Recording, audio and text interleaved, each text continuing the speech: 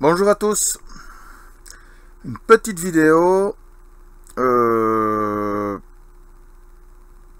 pour vous essayer de vous convaincre qu'on ne se gêne pas pour prendre les enfants du bon Dieu pour des connards sauvages, et donc avec une petite astuce, en espérant que vous ayez compris. Vous ne croyez quand même pas que c'est par bienveillance qu'on vous donne des APL, que vous avez des prêts à taux zéro, que vous avez des aides de l'ANA, l'Agence nationale pour l'amélioration de l'habitat, et consorts. Mais non, bien sûr que non. Quand vous faites un PTZ, ou que vous demandez des subventions à l'ANA, déjà, c'est jamais la totalité du financement. Donc, en fait,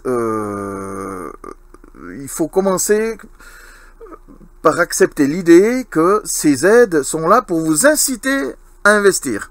C'est-à-dire qu'on vous fait le PTZ, alors on vous dit, vous investissez, vous n'avez pas assez d'argent, vous inquiétez pas, on va vous aider pour le complément. Le PTZ, c'est quoi? Ben, c'est rien d'autre qu'un impôt de plus qui sert à payer quelque chose pour le nanti que vous êtes qui achète un logement. Simplement, au lieu que ce soit vous qui payez les intérêts, c'est les impôts. Voilà, c'est tout, c'est le contribuable. Mais ça ne veut pas dire que ce soit gratuit. C'est quand vous faites le PTZ, vous devez documenter votre achat, vous devez dire exactement dans quel état est le logement, c'est où il est situé, etc., etc., etc. C'est des informations cruciales pour le fisc. Quand vous faites une demande de subvention à l'ANA, pour augmenter l'isolation ou pour refaire la salle de bain, peu importe, c'est la même chose. Vous devez fournir des plans avec le détail des travaux, etc., etc. C'est des informations pour le fisc. Et donc, ça fait que d'un côté, on vous subventionne un crédit ou on vous subventionne les travaux, mais on vous subventionne pas à 100%. Donc, ça veut dire, en réalité, c'est l'argument, faites-le, nous, on va vous subventionner. C'est pas, on va vous payer le chantier. Non, on va vous subventionner. Donc, on vous incite à dépenser. Mais plus que ça, vous devez prendre des artisans. Ils payent les factures. C'est pas qu'on vous paye les matériaux, par exemple. Vous ne pouvez pas envoyer un devis, voilà, j'ai besoin de ça, et puis on va vous... Non, non, non, non. Non, c'est des devis d'artisans. Donc, ça veut dire que l'État va récupérer dessus de la TVA, des impôts et consorts. C'est, pour donner une explication plus rationnelle, prenons l'assainissement.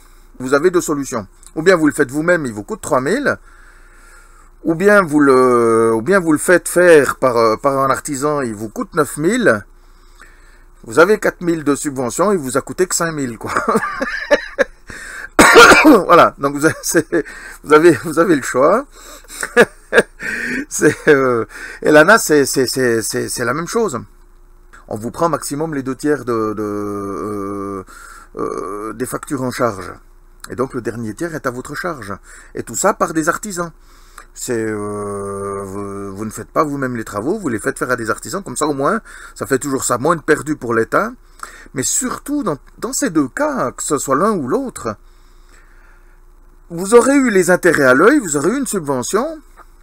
Mais après, l'impôt foncier, derrière, il grimpe en conséquence. Puisque l'État sait exactement ce que vous avez fait comme travaux, donc ils connaissent la valeur, donc le fisc va recalculer votre impôt foncier. Alors, faites le calcul, c'est assez vite fait. Imaginez que vous ayez 15 000 € de travaux chez vous, pour refaire la salle de bain ou la cuisine.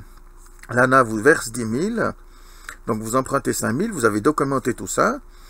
L'État a versé 10 000. Mais c'est 10 000 une seule fois. Alors que l'impôt foncier, lui, il va augmenter de 80, 100, 150 € par an, à vie. C'est à vie. Donc vous allez payer en continu. Et dès que vous pourrez, vous allez améliorer autre chose. Et donc il va de nouveau augmenter, augmenter, augmenter, augmenter. Et c'est ça le piège. L'objectif, c'est de faire augmenter la chose. Quand vous faites un PTZ, pour isoler, pour changer vos fenêtres, vous faites un PTZ de 7000 €, vous allez économiser 600 balles, 800 balles d'intérêt. Mais votre impôt foncier va augmenter de 50 € par an. À vie.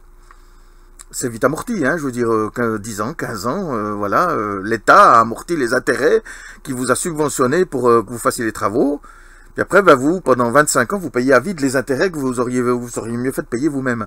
Alors, si vous avez des travaux à faire, faites un crédit à la consommation, il va vous coûter 600, 800 euros, mais vous le dites à personne, vous faites vos travaux, l'impôt foncier il bouge pas, voilà, de toute façon, c'est ces intérêts qui augmentent, vous n'allez pas les sentir passer, c'est quelques euros par mois, c'est réparti sur la durée du crédit. Après, vous aurez pas la surprise de l'impôt foncier qui augmente. Parce que là, vous allez avoir l'année suivante une augmentation de 80 euros. Celle d'après, il va encore augmenter de 20 euros. Celle d'après, encore de 8 euros. Celle d'après, encore 6 euros. Puis ça va continuer comme ça pendant des années. Puis vous allez passer de 362 euros à 647 euros, l'air de rien, quoi. Et c'est, voilà, alors qu'avec un prêt personnel, vous faites votre prêt à la consommation, vous payez vos intérêts, vous la fermez, et c'est tout bon. C'est la même chose pour les APL.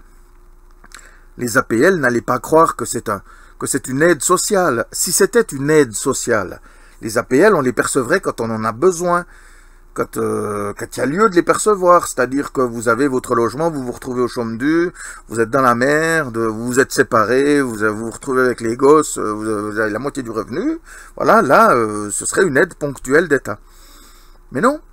Mais non. Les APL, vous y avez droit dès que vous entrez dans le logement.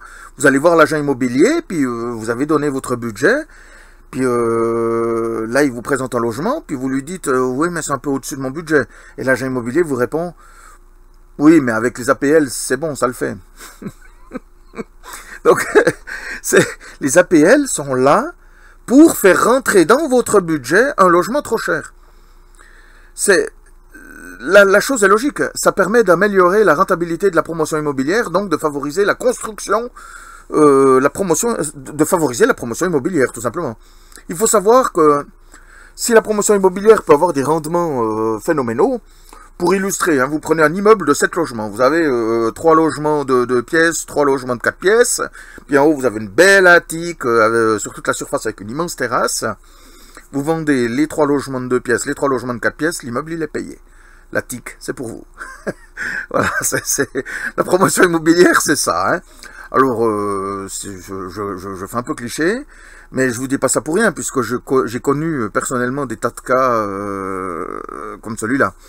Alors évidemment, vous me direz, c'est pas au coup par coup qu'il faut voir ça, qu'il faut voir la rentabilité, il faut la voir sur une vie, sur une carrière, parce que c'est pas parce que vous avez fait quelques bons coups dans votre vie que vous allez vous en sortir. Et la rentabilité sur une carrière est évidemment plus faible, puisqu'il y a des fois où vous allez vous planter. Mais il n'empêche, la promotion immobilière a ces rendements-là, alors que le propriétaire, vous, le particulier qui achète un logement et puis qui le met en location, n'a que 4 à 6% de rendement. Alors, pour que ça soit intéressant, pour que vous ayez ces 4 à 6% de rendement, pour que le promoteur il ait son rendement suffisamment intéressant pour l'inciter à faire de la promotion immobilière, on a les APL. Les APL, c'est 34 milliards par an, qui permettent aux promoteurs de vendre plus cher aux propriétaires, puisque le propriétaire pourra louer plus cher, puisque le loyer plus cher pourra être payé grâce aux APL. Voilà, c'est le truc. Vous en doutez ?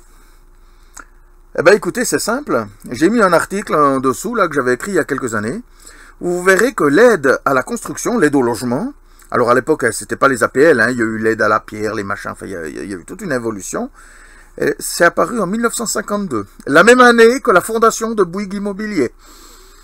Et oui, ça s'invente pas, c'est comme ça, voilà, Bouygues est apparu l'année de l'aide à la construction à la pierre. Juste avant l'aide à la construction à la pierre. Pas juste après, juste avant. Donc c'est... voilà. Je vous laisse en déduire ce que vous voudrez. Donc, ça se résume à ceci. Les APL, telles qu'elles sont aujourd'hui, c'est pas normal. C'est pas normal parce que ça veut dire qu'on pioche directement dans l'argent du contribuable de l'argent qu'on met dans la poche des promoteurs. Le problème, c'est qu'on peut plus les supprimer. On est pris au piège des APL aujourd'hui. Vous vous souvenez, quand Macron a baissé de 5 euros les APL, fatalement, ces 5 euros, ça représente une somme pour certaines personnes, comme les étudiants. Et malheureusement, tous les loyers sont calés là-dessus, le prix de l'immobilier est calé là-dessus. Imaginons qu'on décrète que désormais les APL ne sont plus acquis d'office au moment où vous entrez dans un logement, ben les gens ne peuvent plus déménager. Parce que les propriétaires ne peuvent pas baisser le loyer, parce qu'ils ont acheté le prix du logement, ils ont acheté le logement, ils l'ont payé le prix en fonction de ce qu'on estimait qu'il pourrait se louer. Et de même, les gens qui reçoivent les APL payent le loyer plus cher que ce qu'ils ont les moyens de le payer grâce aux APL. Si vous retirez les APL, ils sont dans la merde. Donc je veux dire, on est piégé dans ce bain d'APL. Et le problème, ce qui représente un double problème. Non seulement ça fait grimper mécaniquement les loyers, on le sait, 74% des APL servent à augmenter le prix, contribuer à l'augmentation du logement. Mais ça fait que aussi il n'y a plus d'aide pour ceux qui en ont besoin. C'est-à-dire que tout le monde reçoit les APL, qui en ait besoin ou pas. Et donc si vous avez besoin d'aide, en réalité ce qu'il faut c'est changer de logement pour aller prendre moins cher. Alors que l'objectif même des APL devrait logiquement être que vous ayez votre logement, puis vous pouvez le conserver si on vous donne une aide en cas de problème. Et là c'est plus le cas. Donc on annihile l'effet social des APL, et pour ça on paye 34 milliards. C'est un très grave problème.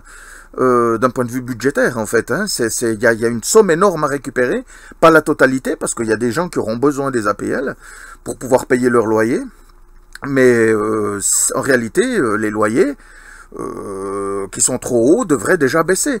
Par exemple, est-ce qu'il est normal qu'un propriétaire, lorsqu'il a fini de rembourser son logement, continue d'encaisser les APL? J'explique. Imaginez que vous avez acheté un logement. Vous avez un prêt hypothécaire de 800 € dessus. Vous louez le logement pour 1200 €. Vous n'avez pas 400 € de bénéfice. Dessus, il y a des impôts, il y a des charges, il y a des machins, voilà. Donc vous avez un petit rendement sur le logement. Si vous en avez un, c'est déjà bien. Vous remboursez votre logement, 20 ans, 25 ans, 30 ans. Vous avez payé votre logement. Donc là, durant ces 20, 25, 30 ans, vous avez gagné, 100 € par mois. Tout à coup, vous avez remboursé votre crédit. Le loyer, il est toujours, on va dire qu'il est toujours à 1200 € et qu'il n'a toujours pas augmenté pour la facilité. Et là, vous encaissez 1200 € de revenus.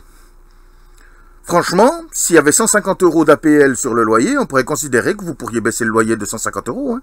Il n'y a pas de raison que vous encaissiez la totalité des APL. Il n'y a pas de raison. Et donc là, ce serait un moyen peut-être d'apprendre à se passer des APL, c'est-à-dire qu'on pourrait décréter que à partir du moment où les logements sont remboursés, il n'y a plus d'APL, et puis que les gens sont en droit de diminuer le loyer d'autant que leurs APL. Puis ma foi, les propriétaires, s'ils sont pas contents, ils n'achètent pas. Voilà. C'est parce qu'il n'y a pas à payer, il n'y a pas à prendre dans la poche du contribuable pour verser aux propriétaires quand le logement est amorti. Alors, et puis inversement, on pourrait aussi décréter donc que les APL ne seront plus versés aux nouveaux locataires pour un logement neuf, par exemple. Voilà. Un logement qui n'a jamais été habité depuis rénovation ou depuis son achat. On pourrait, voilà. Je ne sais pas, c'est très compliqué. Mais je pense que la France devrait s'en désintoxiquer. Je sais que Macron y a pensé. C'est pour ça qu'il a baissé ses 5 € histoire de voir ce que ça faisait. C'est parce qu'il y a 20 milliards à prendre chaque année. Et c'est pas antisocial, parce que le problème, c'est que les APL tels qu'ils sont aujourd'hui, ils sont antisociaux. Parce qu'ils ne contribuent plus, ils ne sont plus une aide sociale. Puisque du coup, il n'y a pas plus d'APL pour ceux qui en ont besoin, alors que tout le monde reçoit des APL. On ferait mieux d'avoir des APL beaucoup plus élevés pour ceux qui en ont besoin, et puis ne pas en donner à tout le monde. Et pour ça, il faudrait que les loyers soient plus bas. Puis pour que les loyers soient plus bas, il faut arrêter de les augmenter artificiellement. Alors rappelez-vous déjà l'essentiel, si vous voulez faire des travaux, si vous avez les moyens, parce que c'est aussi ça, il faut avoir les moyens évidemment. Si vous êtes éligible à un crédit, faites le crédit, soyez pas cons, donnez pas les informations sur l'état de votre logement au fisc. Voilà, profitez de la valeur cadastrale de votre logement à ce qu'elle est. C'est tant que vous pouvez. Il ne s'agit pas de faire de la fraude fiscale, c'est pas de la fraude fiscale. C'est juste de ne pas être con. Si madame vous trompe ou que monsieur trompe madame et puis que madame met un détective privé pour enquêter, il voit que ça y est, il va tomber sur la scène. Il arrive, il est déçu, il voit personne. Vous n'allez pas ouvrir la porte de l'armoire, dire j'étais dans le placard. Franchement, voilà, faut être con quoi quand même. Alors vous leur donnez pas d'indice, c'est pas la peine, voilà, c'est tout. C'est pas de la fraude fiscale. Il s'agit juste de ne pas être con. Et puis les APL, il va bien falloir qu'on y songe, parce qu'il y a plusieurs dizaines de milliards à récupérer. À bientôt.